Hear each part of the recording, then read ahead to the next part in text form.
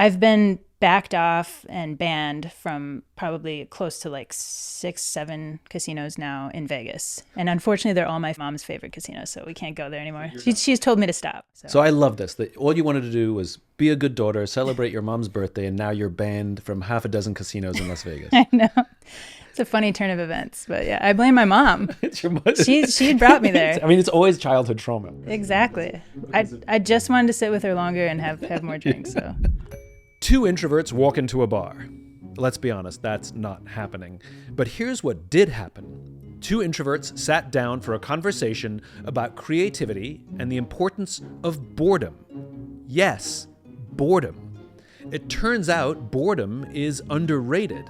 It can actually be a remarkable source of calm and creativity, which a lot of introverts may already know. That was definitely the case for Elle Cordova. She's a singer-songwriter, a poet, and a certified nerd who, in the isolation of lockdown, discovered a creativity she didn't know she had. The result?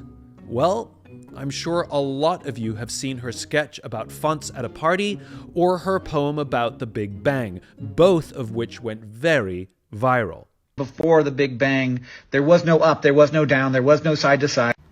There was no up, there was no down, there was no side to side. There was no light, there was no dark, nor shape of any kind. There were no stars or planet Mars or protons to collide. There was no up, there was no down, there was no side to side. And furthermore, to underscore this total lacking state, there was no here, there was no there, because there was no space. And in this endless void, which can't be thought of as a place, there was no time, and so no passing minutes, hours, days. I first learned about Elle when I stumbled on her song Roswell, which, if you stick around, she plays live for us at the end of the episode. And if you're a nerd, you'll appreciate our chat about Star Wars archetypes and how we need to give boredom a rebrand, which turns out isn't boring at all. This is A Bit of Optimism.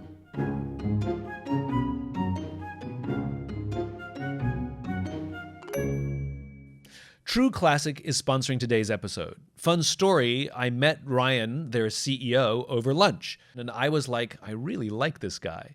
That's why we're proud to work with them and have them as our sponsor. You are a perfect example of why it's important to meet your heroes. Aw. I'm not sure if I'm taking this the right way. Because, you know, they always say never meet your heroes because you're always disappointed. I found you and your work from music. I found your song Roswell when you had a different name. What was your name? Reina del Cid. Right. Yeah. You had a stage name. I had a stage name. You had a stage name. Then I found out that's not your name. So I knew you as a musician, started following you on the Instagram. Then I find out that you're a poet and a smart person and a nerd, and you are the personification of a polymath. I reached out to you on the Instagram, slid into your DMs. You did. And said, hey. And you wrote back, and we got together and nerd bonded, I guess. Yeah, is what it was. Turns out you're cut from a similar nerd cloth. You are even better than I thought you were when I saw you on the internet. Oh, thank you, Simon. And the same is true of you. Oh, thanks. And I think we can just cut right here. I think our work is done. Job well done. But going back to this idea of a polymath is somebody who has diverse interests, learned it across many things, and you have curiosities and talents in many places. You I think, have become famous for your poetry on social media. You've done a TED Talk about your poetry. You are a musician. You are extremely well-read. You know a lot about science. You are a lover of science fiction. You seem to know not a little bit about a lot of things, but a lot about a lot of things. Intimidatingly so, I might add. Were you always, like, where is that from? Like, what's your journey of discovery and how you have so many curiosities, but also that you're good at those things? It's not just, good at one thing and have a couple things on the side. Yeah, well, I don't know how much is what you just said is true. All of it is true. Okay. Well, we'll go with your premise. I think for me, it's just I've always been a very curious person. So curiosity, and you've said the word a couple times when you were speaking just there, curiosity is like sort of my motivating force in life. And what I'm trying to do with the content or art or whatever that I put out on the internet or put out wherever for people to consume is to try to spark a little bit of the same curiosity. And I want people to consume, whether it's music or poetry or just, random inane thoughts that I post to the Instagram, whatever it might be. I just hope people see that, get this little bit of like resonant spark of curiosity in themselves, and then are either motivated to create their own thing or to like look up the concept I'm talking about. And I wouldn't say I know a lot about a lot of things. I just think I've been very curious about a lot of things. You know more than a little. Well, okay. And I've gotten to know enough about enough things that it just like keeps lighting the fire. And I always find like new things to... Where did the curiosity come from? Was it nature or nurture? Well, my dad is a really curious person. So he was like a really like one of those guys that's like breaks teachers' hearts, where he was really smart and he was curious, but you couldn't get him to finish an assignment or something, But he would like read on his own. He'd read the things you're not supposed to be reading about. He'd just go and check out a book about trigonometry when they're trying to teach them about, algebra or something. So it's like if you tried to teach him something, he wouldn't learn it. But if you let him loose in a place of knowledge, he will be hungry and he'll do it. So I think I got a little bit of that from him, although I'm more of a rule follower. So I went and got the degree and everything, less of a rebel. What'd you get your degree in? I majored in English. So I got a degree in English literature from the University of Minnesota. So that makes sense. Yeah. So English, to me, that's just like a gateway to books, like all kinds of books and knowledge and stories from everywhere. So it's kind of like majoring in everything. And how did you, because you grew up in Fargo? Yeah. Grew up in Fargo, North Dakota. Shout out to Fargo. Shout out to Fargo. Did growing up in Fargo, it's cold, there's a lot of snow, it's not big. Right. Did that contribute? Is that the nurture part of the curiosity? Like Itzhak Perlman, for example, he has polio. So when all the other kids go out to play, he can't go out to play. So what does he do? He stays home and plays the violin, and he becomes one of the best violinists in the world. Yeah, right? Or like Isaac Newton, coming through his breakthroughs like during a time of plague, because what else are you going to do? He's like trapped in quarantine, Oh, right. Yeah, sometimes I think restrictive environments can definitely lead to like an expansion of mind. And was that the case for you? I think so. I think probably more than the cold environment, although that's definitely true of Fargo. And if you ever go there, you'll see it's just this unrelenting bitter winds coming across the plains with nothing to stop them, and it's very, very cold. Less so now because of certain global changes that are happening. But yeah, I think that's part of it. But I think probably the bigger part is just introversion.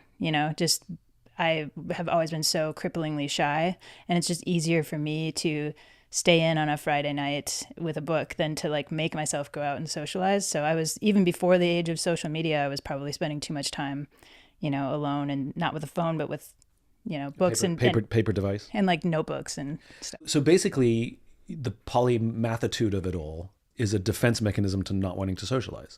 Yeah. And so you accidentally, it's like Perlman, it's like you accidentally become incredibly good at something when all you're trying to do is not do the other thing. Yeah, exactly. Escapism, maybe. Escapism, yeah. I remember when you and I first got together, we're both socially awkward for first time meetings, and second and third. You are not. You say that. I've heard you say that elsewhere. You are so warm and welcoming, and you're like actually an introvert's dream. When you first, when I first met you, I was like, oh, this person puts me at ease. Well, that's very kind of you to say, but it is all practice. That makes sense. Because like if I'm not working, because that's work, I'm not naturally like that. Yeah. So if I'm not working, I will sit there awkwardly and sort of be like, be funny, say something, Right. And so it's only through practice that I've learned to sort of ask questions and create an environment where, but by the way, it also produces insecurity being the introvert, because I don't want to hold court. If I create a space and you're sort of one word answers and sort of head nods, I'm like, have I done something wrong? Yeah. It's like, so it does, all of the introvert weirdness inside my brain is still happening. Well, you hide it very well. Well, thank you. Yeah. Makes it much easier to talk to you. Well, thanks. Yeah. Maybe you should start a podcast. Yeah, it would be good. Yeah. A podcast by introverts for introverts. I mean, that's basically what it We is. just sit here awkwardly, and people driving on their commute, just listening to sort of two people fidgeting and without the inner thoughts. Wouldn't that be even better if you could have if the concept of like a cartoon with a thought bubble, if there was a technology that you could hear the actual thought bubbles of people? Yeah. I would love that. I would too. Although I'd be really anxious about what my thought bubblers are saying. So you'd have to have a thought bubble of the thought bubble, like the anxiety of what my inner thoughts might be. I hope it doesn't catch that one. Mm-hmm. Then we've got an infinite thought bubble going all the way down. It's very meta. Yeah. Very meta. It's like those, like being in two mirrors. Yeah. But with thoughts. Anyway, there are people who are actually appreciating this conversation. Others have already changed the channel. Speaking of changing the channel, another thing I just learned about you literally minutes ago. You are a gambler. I wouldn't call myself a gambler. I would call myself an advantage player. There's a difference. A gambler is somebody who sits down at a slot machine or a table game just playing by the rules of the house and playing without an edge, and then an advantage player has an edge. But you are engaging in gambling. Yeah, sure. It's I guess like if you want somebody who drinks is a drinker, and somebody who gambles is a gambler. Yeah, I think if you talk to like the world of the advantage players, like they get really prickly about being called advantage players. It's a world out there. They're just trying to distinguish themselves from like the tourist at Vegas sitting at the slot machine, or the degenerate gambler. Gambler. Yeah. Okay. So you're an advantage player, and blackjack is your game. Yeah, and this all started because I was like, phobic of casinos, I would say, like in the way where it's just like that's a place where you go to lose your money. Like, why would anyone spend time in casinos? But my mom is a big fan of Vegas. She's a gambler and she loves doing that. So she goes there every year for her birthday. When I was 16, she told me, when I turn 60, you're going to come with me to Vegas. And then when she turned 60, I kept my word and I came with her. And I just Googled, like, what is the game that I can play while I'm in Vegas that's going to lose me the least amount of money? Turned out to be blackjack. And that's because you can literally just memorize, they call it basic strategy, memorize the right hand for the right play for every hand. There's odds. Yeah. It's math. It's math. The statistics of whether you're likely to get an advantage or disadvantage based on pure odds. There's more 10 cards than any other card in the deck, et cetera, et cetera. Exactly. And so if you memorize that. Yeah, there's a right play for everything. Also known as counting cards. Okay, well, that's not counting cards, but memorizing is the first step. Well, memorizing the shoe is the counting the cards part. Like, how many have you don't have to memorize the whole shoe. So this is so much easier than people think it is, by the way. This is not a difficult thing. It's just a thing that you maybe have to spend a little bit of time to do. So you memorize the tables. Memorize the table of like the right play for every hand. Then if you're going to go to the length where you're memorizing the right play for every hand, then you might as well just go one extra step of just keeping track of when high cards are coming out versus low. So you just you assign a value of 1 to everything that's high, and then a -1 for everything that's low. And then for like a medium-sized card, it's just 0. So all you have to do, if you can add and subtract by 1, you can count cards. It's literally that simple. So you don't actually have to memorize which cards have happened. Definitely not. Because they keep adding more cards to the shoe to make it difficult to remember which cards have happened, because it just goes They have beyond. multi-deck shoes. Yeah.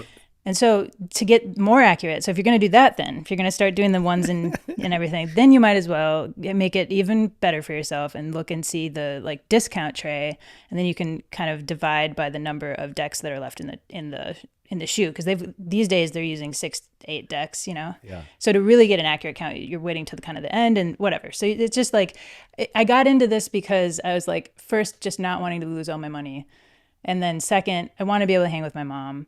So I'm going to be at this blackjack table anyway. I might as well just like tip the odds. You're just trying to make it so you can sit with your mom for as long as possible without losing all your money. You're just trying to make a nice night of it. Just get some free drinks and like at least just come out even. But as it turns out, you can come out ahead, and it's not cheating. It's just using the information that's available to every player. Right. So they can't arrest you. There's nothing illegal about it. It's not cheating, but the casinos don't like it. And I read somewhere, and you probably actually know the answer, which is the odds of winning in blackjack are it's like 50, whatever the number is. I'm making it up, but like 50%, let's just call it. And if you count cards, it's like 50.1. Yeah, it's like barely it's a very, very small percentage. Exactly. But over the course of an entire evening, that 0.1 adds up to an advantage versus the casino. Exactly. And if you were betting a lot of money and you did this for long enough, yes, you're going to take a lot of money from the casino. But I'm just betting pennies, or not pennies, but small dollars. Yeah, small dollars. So it's like for the most part, They know you're counting cards. They actually have machines. They have cameras in the sky, like watching your plays. They even have chips inside of chips, so like little devices that track, how is she betting? How is she changing her bets based on the count? And their computers are counting the cards. So if your bets are changing based on the count, they know that immediately. They don't even have to watch anymore. They just know. But they'll let They you have chips in the chips, like they like do. they have not QR codes. They have they're called RF tags, RF chips. Oh yeah, so I didn't even know. Yeah. So that's how you use it looks like a credit card piece of plastic. Yeah. In there is an RF chip that opens up your hotel room. Yeah. That's the same chip. It's probably a similar in the same thing. Yeah. So I didn't even know that they're doing that. So the old days in the 70s where they had the pit boss just coming, like standing over your shoulder, counting to see if you're counting, that's gone. They don't even have to let on that they know what you're doing because the computers are doing it for them. So I've been backed off and banned from probably close to like 6-7 casinos now in Vegas. And unfortunately, they're all my mom's favorite casinos, so we can't go there anymore. She's told me to stop. So you're now playing at Circus because no one else will let you in. Right. Well, those are bad odds. You only play where they have good blackjack. But anyway, my mom is like, why can't we just go have fun? And I'm like, okay, that was the original intent anyway. So I love this. That all you wanted to do was be a good daughter, celebrate your mom's birthday, and now you're banned from half a dozen casinos in Las Vegas. I know. It's a funny turn of events, but yeah, I blame my mom. It's your mother. She brought me there. I mean, it's always childhood trauma. Yeah. It's always like childhood trauma. That's exactly what it is. You're banned from casinos exactly. I just wanted to sit with her longer and have more drinks. So, yeah.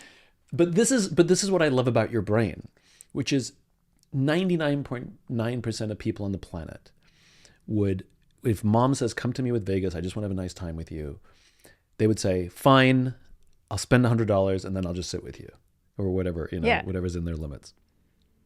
And maybe they'll play somewhat seriously and slowly to maximize, like no big bets, all minimum bets to just maximize the length of play. They would probably not have figured out which game can I lose the least amount on, which is blackjack. They'd probably play something where they'd guess they can lose the least amount on, or just play the game that their mom likes.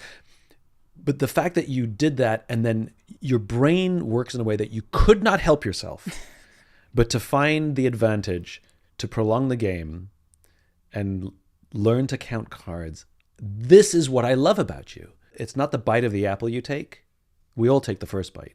It's that you always find a way to take a second bite of the apple. And this is what I love. There's always something in addition to the thing that you started to do.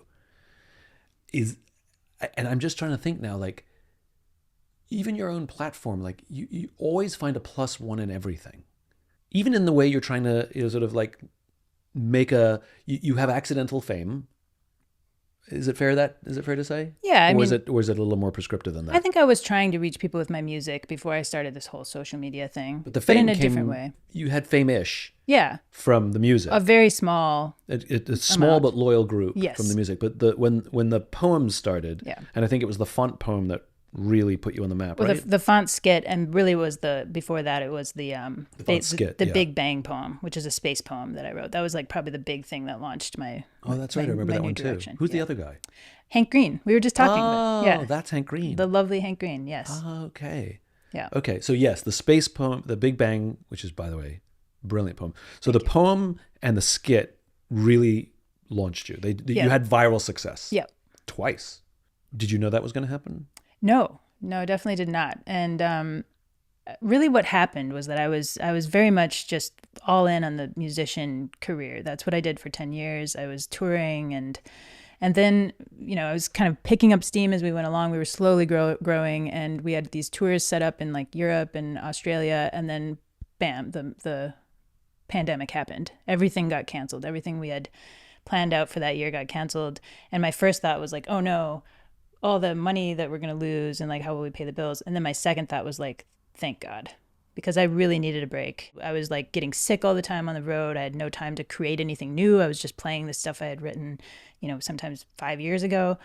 There just was, I had a schedule that did not allow me to be a human being, and certainly not a creative human being. So when everything got canceled, it was such a blessing in disguise, because then I rediscovered my creativity and then discovered that it was like, it went beyond music. I could write other things. Had you not written poems? I'd always written poems. I mean, I think every English major's written some poems at some Fair point, point. but I never shared anything publicly with anyone. And I had never allowed myself to be playful online. It was always just like, share your music and, and TikTok and these new vertical format apps, just they really encourage something in me, just like, and in a lot of people, I think it's just like, share yourself, be silly. Like, who cares? We're all just killing time in the pandemic. It doesn't matter. So I shared this comedy side, and that seemed to, like an earnest poetry side and then also a comedy side. I should probably niche down at some point, but No, because you're a polymath. Well, there's no niching down. Yeah. We love you for your diversity. But various things, just throwing things at the wall, and it turns out like other things were sticking, and I was just getting a lot of fulfillment from it. So I haven't really gone back to the musician lifestyle, although I'm starting to dip my toe back into it now. What's so interesting is, and I don't think people appreciate the value of space for a creative person. Like you said, you're sort of going about this music career, and then when you get a gap where you can't do the thing, you can only think about doing the thing. Yeah. And we saw it, like, I remember Bo Burnham, when he wrote Inside during the pandemic, and it was of a time. I'm not sure it holds up anymore. I don't think you can watch it in 10 years. Some of those songs still will. No, the songs, yes, Yeah. but as a piece of art, Yeah. I don't know if it's timeless or not, but it is a work of sheer genius. And I'd seen his comedy before, and I think he's a brilliant comedian, but this was something else. That only could have been made in that time. Yeah. And I'm thinking about my own creative process, and people are like, how do you come up with ideas? And it's hard to explain, which is the way I come up with ideas is when I'm not thinking. I get ideas sparked in conversation, but it's the rumination, the space, the gaps. I like to describe my writing process as days and weeks of guilt and self-loathing punctuated by hours of sheer brilliance. Yeah. If only I could predict when those hours would happen. Yeah. And the trick is to be ready for them. And the trick is to be ready for them. And Yeah. I've sat at home going, can't go out in case it strikes. And then I just end up watching TV and be like, I should have gone out. And then I go out, and then it starts happening. And I'm like grabbing anything I can write on, napkins. I literally have sugar packets because I couldn't find anything to write. And I know that one loses ideas as quickly as they happen. Oh, yes. And so if I don't capture it immediately, I will lose it, even if I wait a minute. The muse is not patient. And so literally I would take a sugar packet and open it delicately, dump out the sugar, grab a pen, and start writing. I have binder clips of sugar packets with ideas on them. Yeah. And the thing that I've learned is I can't be precious.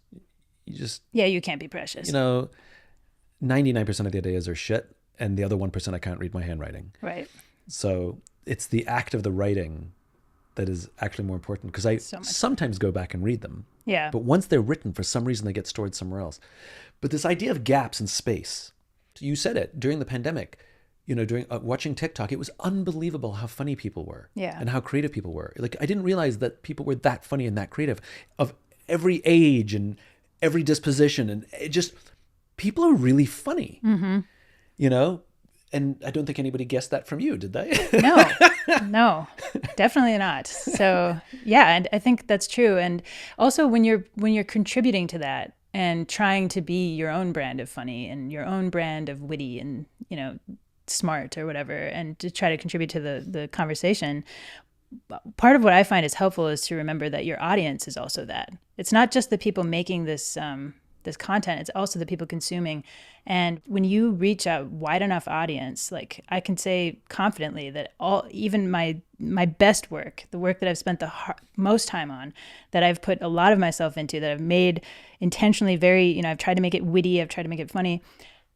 Nothing I've ever posted will beat the top comment underneath the posts, because you get the hive mind, and people are so funny and they're so smart, So it's a good way to stay focused and to stay humble and just to realize, like, you're part of a species that's really innovative and smart and funny. And I think with these platforms, a lot of that rises to the top. You get really smart and funny top comments. But you're also attracting smart and funny people. I've been really lucky with the community. You're attracting. There's a lot of people like us. There's a lot of nerds who really like your stuff, because you have to know a little bit about something. Yeah, exactly. To appreciate your humor. And I've pushed it a little. I'm like, could I make a really weird, obscure skit about like particles hanging out in the salooniverse, and talk about like the Higgs boson. Like, loved it. And a lot of people in the comments are like, I didn't know what that was, and then I Googled it and looked it up, and now I know what it is, and that makes me happy. It's like a sort of gotcha. Now we know more. But this is the genius of your work, because we live in a world with unlimited access to unlimited information. And yet still we see a post online, or we hear a comment from a politician, or some CEO said something, and in the span of 10 seconds, we can verify that statement or not. Yeah. And we don't. I mean, I joke about it. Like, I go around saying, so I read the study, I think it's true, I don't know, but here you go. I literally could verify it any day, but I don't. Yeah. There's just, like, it's amazing how the momentum of laziness, when we have the access, and what I love about your work is it forces somebody to go, what is that? And they do go look it up, not because they want to be smarter, it's because they want to get the joke. Exactly. You dangle the joke as a carrot. Where all the other criteria of, like, all the other circumstances of, like, what's that politician saying? What's that CEO saying? It's like, ugh, I have to go be smart now.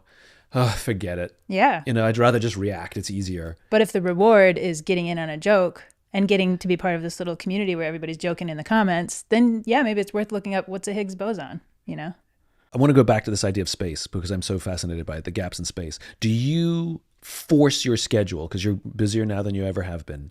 Do you force gaps in space? Because for you, lockdown was a thing that unleashed this new creativity. Do you make mini lockdowns for yourself? Yes, absolutely. Well, it taught me the value of that. So how do you do that? Like, do you schedule space? Like, do you put a blank thing in your calendar where, like, there's presence and absence, right? It's like... Yeah. I mean, I would love to tell you that I'm really disciplined and I have my phone locked in a safe, like, from my creative hours every morning. I would love to tell you that. I don't. I'm just as addicted to everything. I'm addicted to the supply that I give out, which is social media, dopamine, whatever, as the people who are consuming the stuff. But I think what I do try to do, though, is I try to consume more of the things that are going to fill me up creatively so that my output is better. So instead of spending, 4 hours a day just combing through social media, trusting the algorithm to give me the things to fill me up, which it will not, I will try to minimize that amount of time and try to instead replace it with, like, rereading Virginia Woolf's A Room of One's Own, or something I know is gonna, especially if I'm going through a rut, I'll revisit the things that I know are going to light me on fire, and they're gonna create better output for me. Okay, so this is good. So I'm not a reader, which we've talked about. I'm over the shame, but I still have embarrassment. I'm not a reader, but I do still need those things. I've had to recreate my creative process every time I've had to do something creative, because what worked before doesn't work again. I don't believe in writer's block. Okay. Right? I believe that the format or system that you're using to create in the past isn't working anymore. So you're not having writer's block. It's not that you're having no ideas. The system is broken. Okay. And so what we do when people have writer's block, they keep doing the same system and blaming themselves. And I say, okay, I know I have ideas. I know I'm an idea guy. So if I'm having no ideas, am I broken? Or is the way I'm attempting to have ideas broken? And so I have experimented with it. Every time I lock up on ideas, I break down on ideas, I change the way I'm coming up with ideas. But this idea of space, like when I realized I needed time, and so here's the thing. So I learned this a bunch of years ago, which is our rational brains, our thinking brains, the part that weighs the pros and cons and access our expertise, that has access to the equivalent of about 2 feet of information around us, right? Our subconscious brains, our limbic brains, have access to the equivalent of something like 3 acres of information around us. So every conversation we've had, every movie we've seen, every book we've read gets stored somewhere. You just don't have access to it. And so the value of the brainstorming session is not to solve the problem, it's to ask the questions. Because your brain won't ruminate on things that aren't presented. It won't just solve problems that don't exist in your life. You're not going to just, come up with some random idea. Like, a problem must exist, or a question must be asked. And then you can, quote unquote, think about it. But if you think about it, we have our best ideas when we're falling asleep, or when we go for a run, or we're standing in the shower, or sitting in traffic. Like, it's when we're not, quote unquote, thinking, but the brain is still ruminating in the subconscious, and it gives you the idea. And it seems like divine intervention, but it's not. It's just your limbic brain. It's been working on the problem the whole time. And it's been working on the problem the whole time. Yeah. And so the problem is you need those gaps for your mind to give you the ideas. And in our modern world, we have filled in all those gaps. So we don't sit on the subway on our commute and just stare off into space anymore. we're on our phones. Yeah. We don't just sit in the car in traffic and just sort of let our minds wander. We make a phone call. I mean, you go out for dinner with a friend and they go to the bathroom. We don't just sit and like look around the room Or talk to somebody. We pull out our phones because it's too uncomfortable to just sit. And so I have worked very hard to force myself, like if I go out for dinner, I give my phone to someone else, be like, here's my phone, put it in your bag. So when they go to the bathroom, they take my phone with them. That's smart. And so I'm forced because I have no willpower. I'm addicted like everybody else. But if you take away the crack, can't do crack. Yep. I do the same thing with daily walks. So I don't allow myself to bring a phone or You're creating space and gaps. Yeah. And those moments, and by the way, space and gaps can also be created going to a museum or, it's just engaging in other passive stimulation, not playing a game, not doing work, not surfing the internet, passive stimulation has been absolutely invaluable to my idea generation. Almost all my ideas happen in crazy random places. This episode is brought to you by True Classic, and this ad won't sound like regular ads, because it's not. Instead, I sat down with Ryan and had an hour-long conversation with him, and we pulled out some of the best clips so that their ad is real content. I hope you enjoy. When people troll us online, I will find out who they are, and I will find something in their timeline that signals something that they're into. And I will always come around and figure out, even if I have to spend if I spend 45 minutes on this. Here's a good example. Some guy was trolling us a couple years ago, said stop sending me ads. And I just replied with, I hope your dad gets better soon. And what I figured out was he had a GoFundMe account and his dad had cancer. And I made a big donation, a couple $1,000. And I just completely won him over. And the next week, he made a video about it and he posted it. And he was wearing all True Classic with a True Classic hat. And he told the story. And it just was like, this is how you're supposed to respond to this kind of stuff. Not just let me block the guy, get out of my ecosystem, I don't want to talk to you. Just let me show this guy what true empathy and kindness looks like. And let me just go overboard. And I didn't know if I'd ever hear from him again. It didn't matter. But now he's lifelong True Classic. Now we follow each other. We become friends. So you build these unbelievable connections with people. And when I was growing our customer service team, it was the same thing. It was, guys, you've got to have a big antenna that just goes deeper than this is the issue, that I'm solving, tracking, whatever. You got to find out where are they, what are they into, and just probe a little bit for some questions that you can show up for them, because that'll last a lifetime. But I think another important piece of it is something you said earlier, where you said a question must be asked. A question must be asked. We can't expect our brains, the brain that's ruminating and doing all this work behind the scenes, to be working on a problem that we haven't presented to it. So it won't. It won't just spit out random ideas, No. like you said. So I think our brains are computers. There needs to be an input. We need to ask it something. We need to ask it to solve a problem. And the problem might be, what is my next idea? What is the thing I want to write about next, or whatever?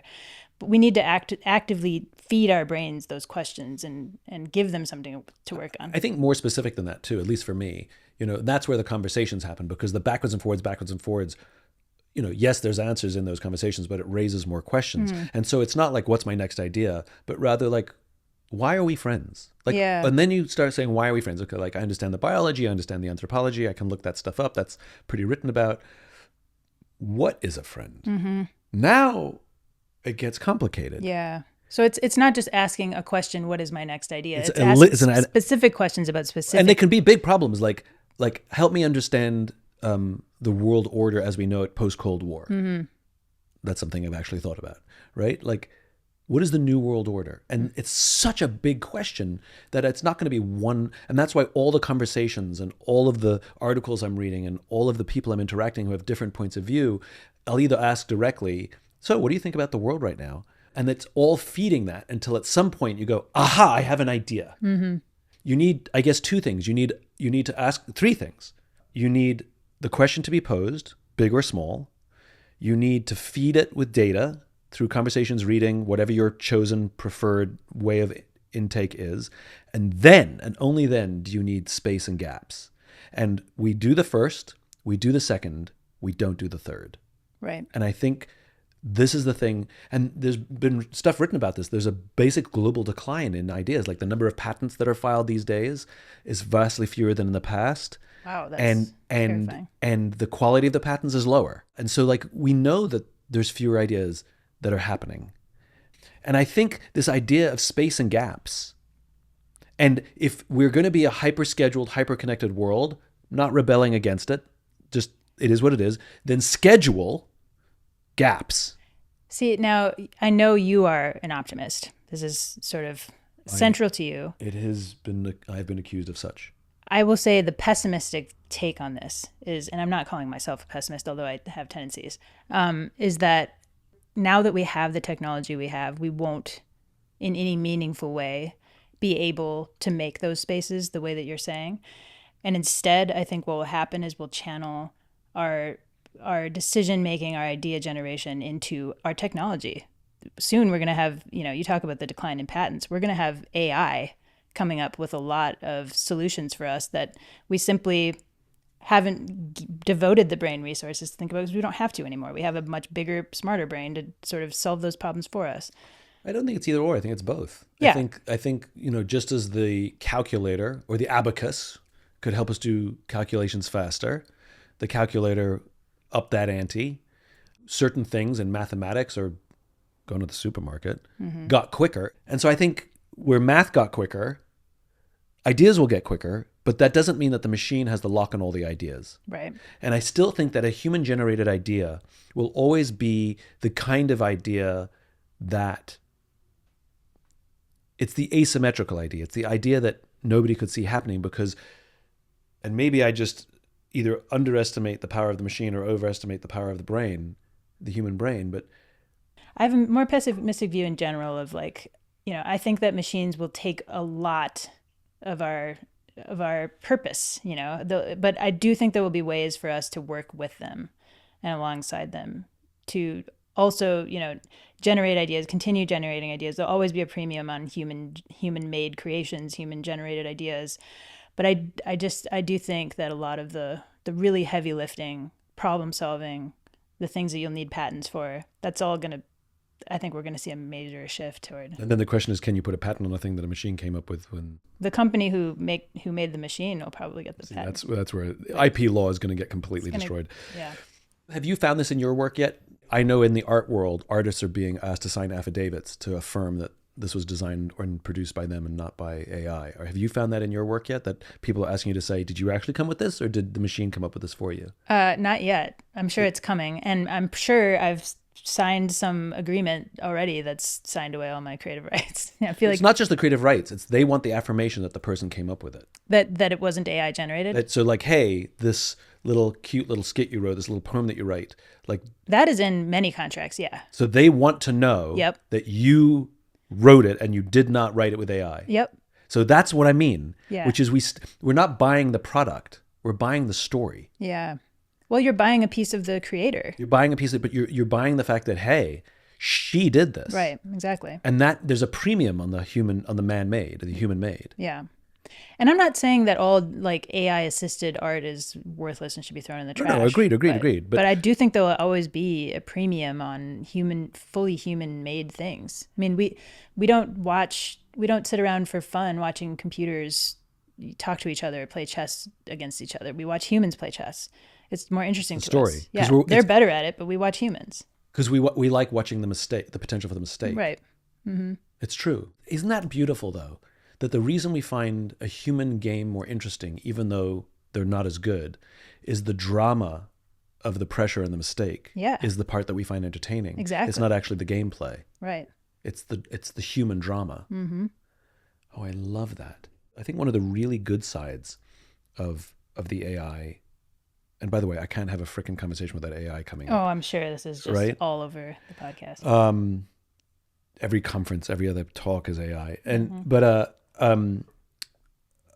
is I think it'll help us appreciate, because we have this, at least in America, we have this sort of vomit reaction to the concept of boredom. Like that it's some sort of, you cannot be bored, you know? Yeah. And I think boredom is the ultimate space where you sit there staring off at the clouds, not knowing what to do. And you're kind of like, How are you? I don't know. I'm a little bored. Got nothing to do. And I think there's joy in the appreciation of boredom because, as I was saying before, for a curious mind, it goes right back to the beginning. For a curious mind, there's always questions and problems being asked. And yet there's not enough solutions to all the questions. Yeah. And I think boredom and joy of boredom is the thing that not only keeps us human, but helps us see things, find things, invent things, write things, paint things, sing things that the machine never can, never will. And I think in this hyper-productive world that we live in, where the machines are just making us even more productive, that our creativity comes from being bored, not from being active.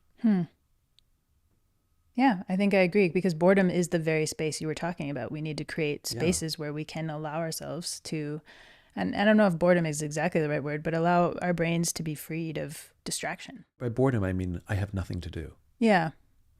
I have nothing to do. At most, walking. Mm-hmm. Yeah, and that's why I take I guess you could call them boredom walks. I take my enforced boredom walks so that I'm forcing my brain to think, to just, whether it's problem solving or just thinking about the world around me or whatever it is. I think it's really important that I don't have my device and I'm just forced for the next 45 minutes, however long the walk is, to my destination, to just ruminate. And the important thing here is that it's okay if nothing happens. Oh yeah, absolutely. By applying pressure to the boredom is the paradox, is the exact problem we're trying to solve for. Or giving permission for boredom. Giving I permission. can just be bored. I don't have to solve problems on my walk. And that's one of the things that people don't realize, which is I won't schedule anything in my calendar for Fridays. Now, I work on Fridays, but I will not pre-schedule anything on a Friday. It has to be blank. So that if I choose to have 3 hours or 4 hours of whatever I want, which includes staring off at a wall, that is my prerogative. And this is expanded because I used to do I would literally put an hour break in my calendar to do nothing. I would schedule nothing. Not that I'm scheduling nothing. I'm scheduling to do nothing. Yeah, the that's act important. of nothing. Yeah. And I think in any job, I don't care what your job is. I don't care if you're a homemaker. I don't care if you're a caretaker or a parent. I don't care if you're in a creative job, a non-creative job. I think all problems are solved. And maybe boredom just has bad branding. Yeah, it does. What should we call it? Because we can't call it creative space because that creates pressure that the space has to be creative, and it doesn't. Maybe a period of stasis or openness. Good nothing. Yeah, good nothing. I'm going to do good nothing for an hour. Mm-hmm. Yeah. I like good nothing. What are you doing right now? Good nothing. You want to do something? No. It's my good nothing time. I'm doing my good nothing time. Yeah. I like kinda that. like that. Yeah, it's better than boredom. It's better than boredom because I'm not bored. I mean, sometimes I am. Right. I mean, I went out for dinner with a friend last night, and she went to the bathroom, and I sat there and just stared around in the restaurant, and yeah, I was bored and started wondering, like, is she okay? Like, she's been gone a long time. I wish she'd come back. I'm kind of bored. Mm-hmm. Do you have the same paranoia that I do when you go out for dinner with a friend, especially if it's a new friend, and there's a line at the bathroom that you're in a restaurant? And so, or somebody's in there for far too long and you're just waiting for them to come out. And so you find yourself waiting for a very long time. And then immediately you have the paranoia that the other person thinks that you have like stomach problems or something because you've been gone a long time. Yeah. I always come and be like, oh my God, the line was really long. Somebody was in there. It's not me. It's not my stomach problems. I was really quick in there. I have that intense paranoia that somebody thinks that I'm sick because I was gone a long time. Well, sometimes I do have stomach problems and I'll say it even then. There's such a long line. Sneaky. Okay, I have a couple more questions. Okay. What's the thing you've dealt with? What's the challenge you've? For me, it's anxiety. It's an intense, panic disorder. I get panic attacks. They used to be incredibly bad when I was a teenager, and then into like early 20s, college, almost crippling. I had intense agoraphobia. Could barely leave my apartment, and was like untreated, during those times. And I kept thinking. Agoraphobia is afraid of outside. Yeah, like not afraid of people. Not being able to leave your place because of fears of anxiety, panic attacks, which are happening anyway. So, yeah. So, yeah, I think just thinking back to those memories, it was just like a warning sign. Like, if I don't get my stuff together and I don't get treated, this is the ultimate reality, and it's going to tear family apart. And, How old were you when you started to be like, I think I need someone to look after me? Well, that's a good thing about having, grandparents that have gone through stuff like that, is you realize early on that, this is a thing that needs to be treated. It's a condition, So I was probably 16 when I finally started to ask for help, because I was having such intense panic attacks at school. I was having to leave classes, which is, like we said earlier, I'm afraid of authority. I like to be a good student when I can. And having to like run out of class and look like I'm skipping or something was not. Which only added to the anxiety. Yeah. Yeah. Knowing that you have to be in class. Is it under control now? I would say it's like as under control as it probably ever will be, to the point where I can live a normal life, but I always have to deal with panic attacks. How often do they happen now? It depends. If I'm traveling, if there's like a lot of going on, especially if I'm traveling, I'll have them regularly in my travels. So maybe every few days, or sometimes multiple times a day. But if I'm home in my routines and I'm taking care of myself and everything, then maybe once in a month. Is there a reason you choose to talk about it? I mean, I just think we could all just talk more about our mental health. I think that I feel two ways about it, because I also think there's like diagnosing. We overdiagnose things, yeah. Yeah. Like everybody who's a little bit, everybody's OCD, right? Yeah, they don't realize what real OCD is, which is deep, deep, deep superstition, like your Yes. grandmother had. Yeah. Yeah. There are so many forms of it, but that's how hers manifested. But yeah, I think, on one hand, we have people, I think, overdiagnosing themselves and others and their friends and talking about it. And then I think there's another side of it where, people who really struggle with severe, debilitating mental illness still don't really want to talk about it. And I think it's just better for everybody if we get the word out there that these things happen, because, if you don't, it just gets worse, it festers, and then we have negative outcomes, so. Have you ever written a poem about it? No, it's weird how I find that the things that are the most personal and then go down the deepest are things I can't seem to get myself to write about. Maybe that'll change. I don't know. Maybe one day. But I like to just find solace in like humor and distract away from that. I do find it ironic that you are such a rule follower and you sort of respect authority figures, and running out of class created more anxiety. It's not that I respect authority figures. Fine, but you like rules. I am afraid to break the rules. Yet you count cards and are banned from casinos. But that's not a good feeling when I see the suits swarming, because they get the pit bosses together, they start swarming. I hear the telephones ringing. I know they're coming.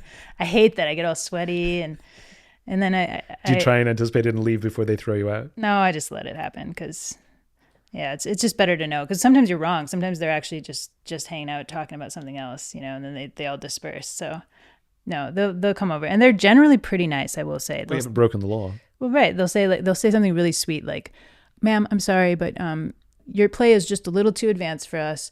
We won't be able to take your action here, but you're welcome to, enjoy yourself at the bar or any other game in the casino." So they invite you to play. Yeah.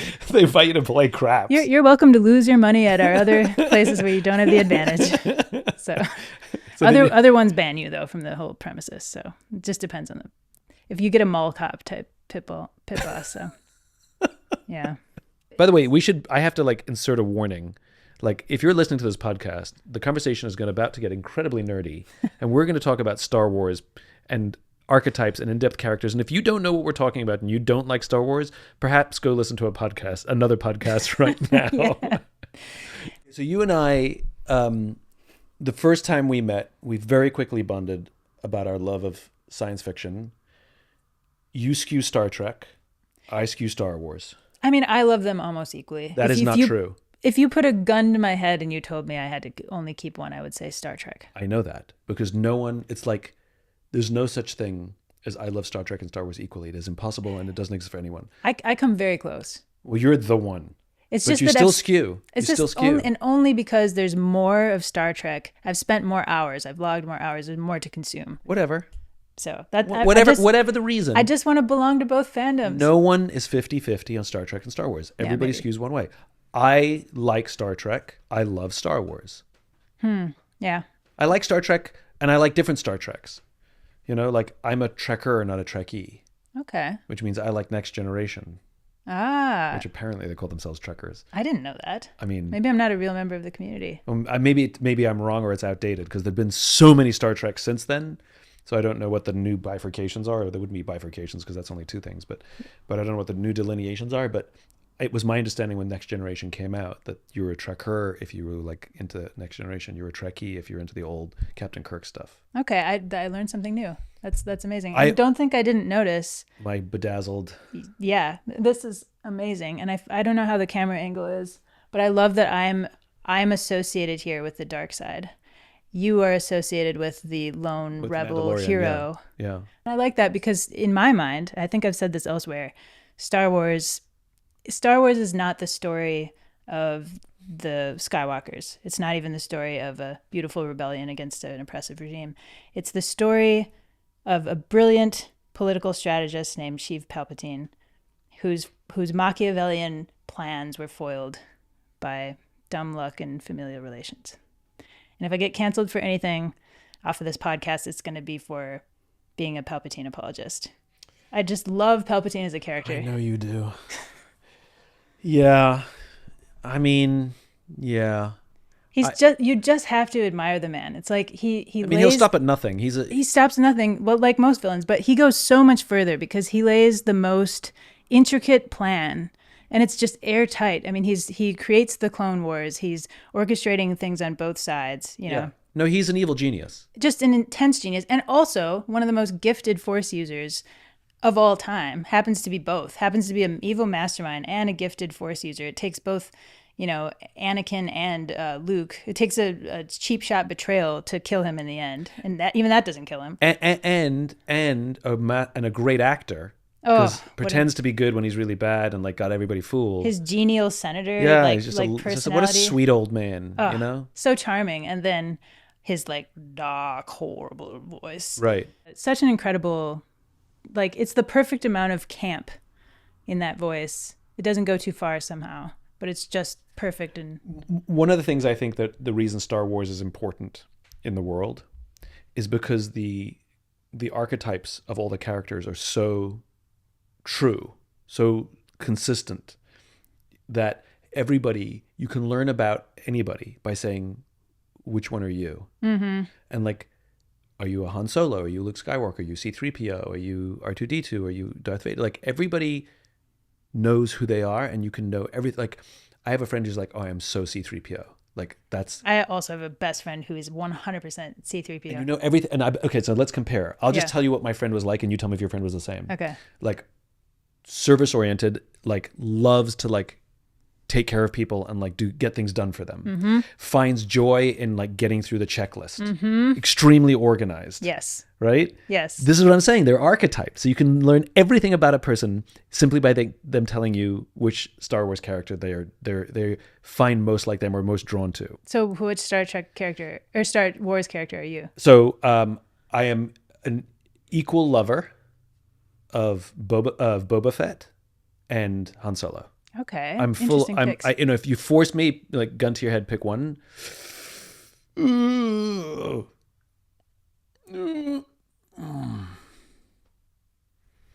mean, I had two computers. I had a laptop and a desktop, and one was named Han Solo, and the other one was named Boba Fett. Yeah. But I don't know how to choose.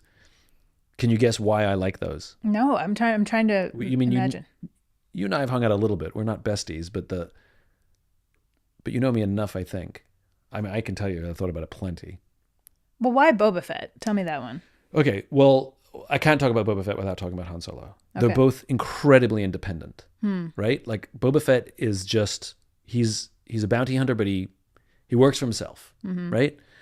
And Han Solo, super independent. I guess maybe I'm more like Han Solo than Boba Fett. Boba Fett's just so damn cool. He's just so damn cool. He is. So I guess more like Han Solo, which is fiercely independent, begrudgingly, like really wants to be a part of the group, but really wants to be himself, and is in constant battle. It's like, I want to be my own person, but I want to be a part of the team, but I want to be my own person, but I want to be a part of that team. And as independent as he is, always goes everywhere with a friend. Mm-hmm. Like Chewie. yeah. So that's where I'm different than Boba Fett. Boba Fett's a total loner. And really loyal to those friends that he Super loyal keeps to those close. friends and plays up the independent, like I don't really care about you guys. But he does. But he really does a lot. Oh, 100%. And so it's the hyper independence, but the constant struggle of I want to be my own self, but I also want to be a part of the group at all times. That paradox, but also as independent he is, he goes everywhere with a friend. And that I'm just and that rebel spirit of let's just give it a try. Mm-hmm. It, to me is I so identify with Han Solo. Yeah. I think for me, it's well, I love Palpatine. I'd love to say I identify. I mean, obviously, in the real world, authoritarian regimes, tyrants, gross, don't want anything to do with it. In the world of Star Wars, he is such. I won't call him a dynamic character because he never changes. Like a dynamic character is one who like discovers something about themselves and has changed, and in the process, we as viewers change too because we learn something about ourselves.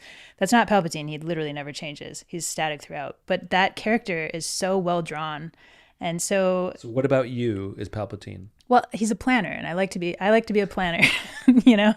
His plans tragically did not work out through real no fault of his own. But yeah, I'm inspired by his scheming. I won't say that I see myself in him entirely. I think if I really had to pick a character, I would say R2-D2. Okay. Because R2-D2 is also. By the way, it's the original episode 4, 5, 6 that are the perfect archetypes. It's those. Those are the characters, the original characters. Although you really see Palpatine shine in 1, 2, and 3. Exactly. That's when but you and I have had this fight, which is you can keep your 1, 2, 3. Yeah. And but again, I'll start Star Wars. As a Palpatine fan, you got to watch the prequels. I watched them. No, I know. Won't watch them again. But they're worth it for Palpatine alone. Okay, so what is it about R2-D2? R2 is incredibly underestimated, and I like that. He always seems to know exactly what's going on. He's like privy to more information than we are even aware. Like. Everybody's writing him off as this little droid. It's like, oh, get out of the way, you trash can, But he's always saving the day. He's prepared. He knows where the map of where Luke Skywalker is at. He's just behind the scenes, just so instrumental to everything, the entire mission. Are you underestimated? And I want to say what I like about him is that he's not out there being flashy about it. He's just getting the job done. He gets the job done. He's really capable, really like much smarter than people think, and humble about it. And he's funny. And I just think that I don't know. I relate to R2 in that way. Unexpectedly funny. Yeah. Good planner. Yeah. Always lurking in the background. But he's not a big bragger. No, he doesn't. That describes you. Yeah. I mean.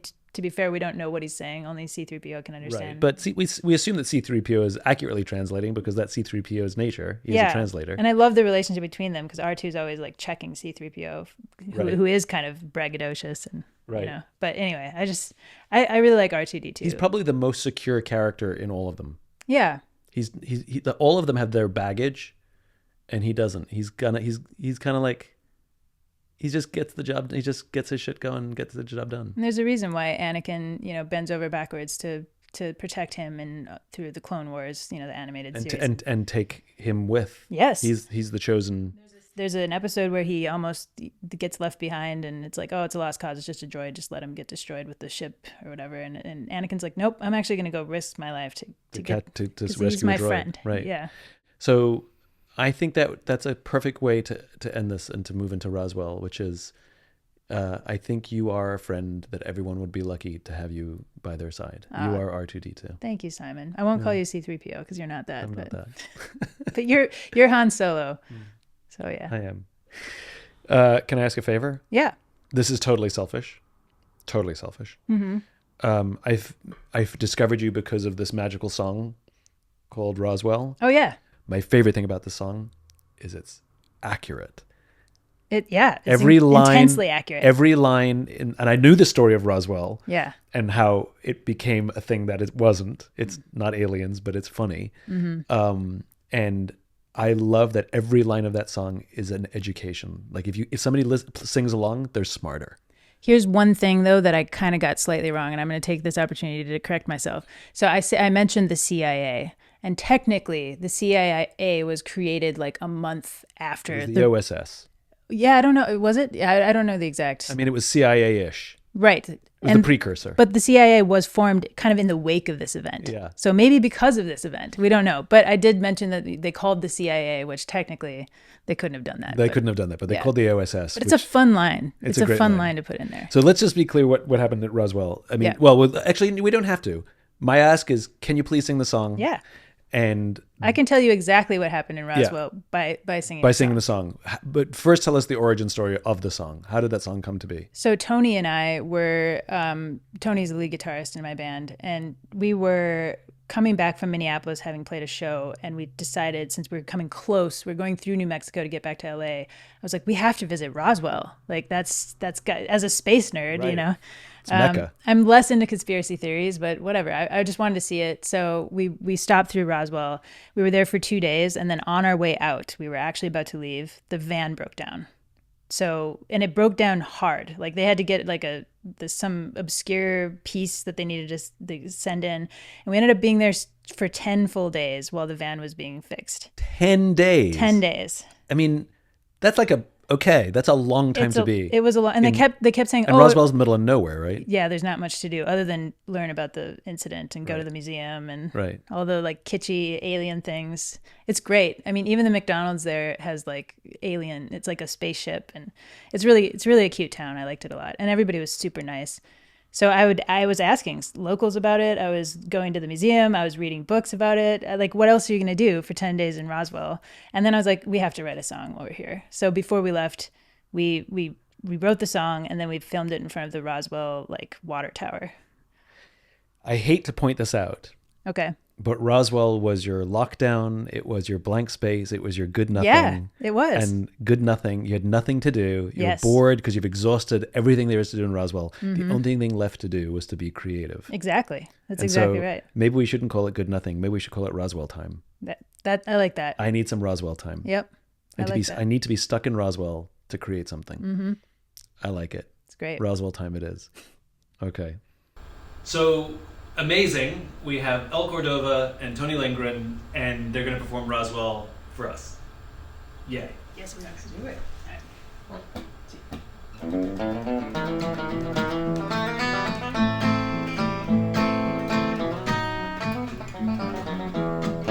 Back in 47, in the first week of July, there was lightning in the desert and explosions in the sky. An unknown flying object came crashing to the earth, and a cattleman named Brazil found the wreckage in the dirt.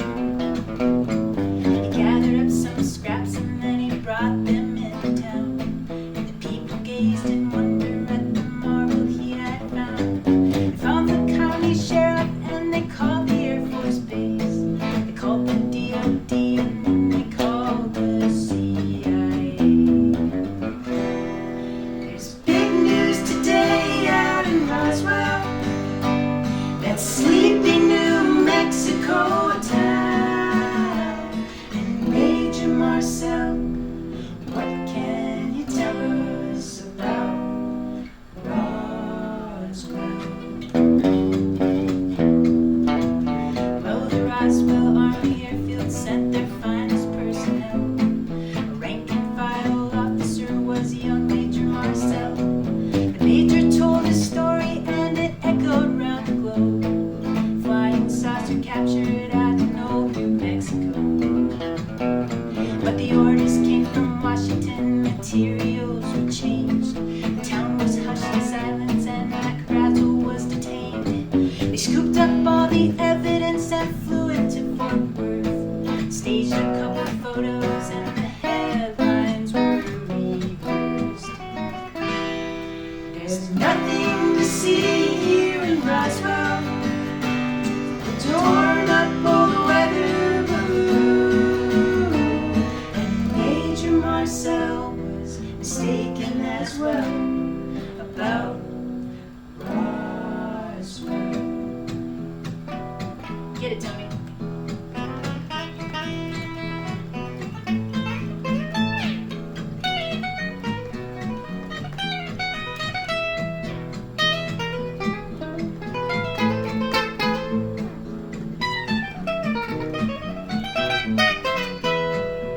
Years pass on in Roswell, but the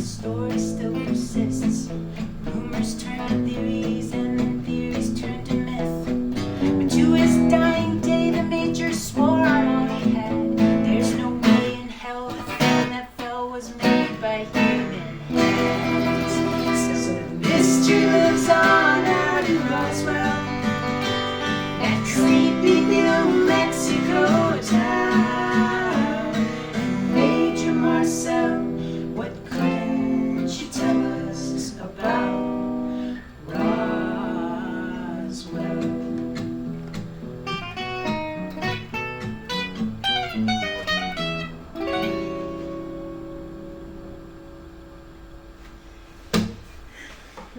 The story of Roswell. Yeah. Thank you. Thank you very much. A Bit of Optimism is brought to you by The Optimism Company and is lovingly produced by our team Lindsay Garbenius, David Jha, and Devin Johnson. If I was able to give you any kind of insight or some inspiration or made you smile, please subscribe wherever you enjoy listening to podcasts for more. And if you're trying to get answers to a problem at work or want to advance a dream, maybe I can help. Simply go to simonsinek.com. Until then, take care of yourself, take care of each other.